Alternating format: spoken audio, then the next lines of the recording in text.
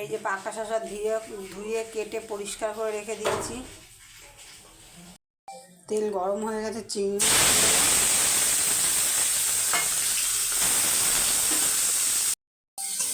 ভাজা হয়ে গেছে, তুলে নেব।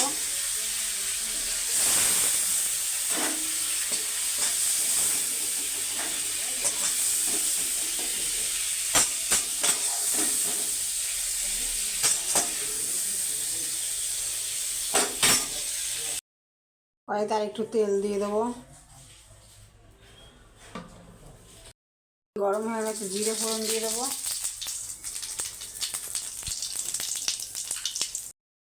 দিয়ে দেবো।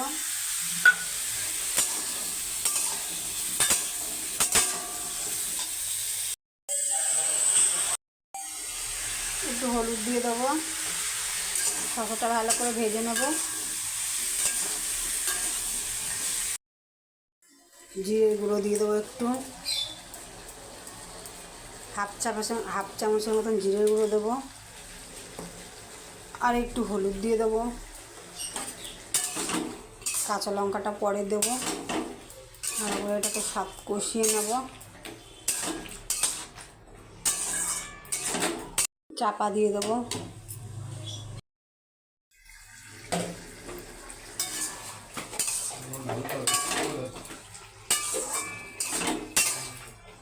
চিংড়ি মাছটা দিয়ে দেবো এবার।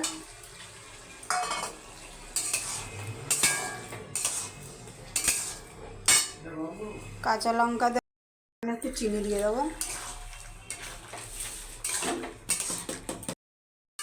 হয়ে গেছে চিংড়ি মাছ দিয়ে পাকা শসার তরকারি। এবার নামিয়ে দেবো।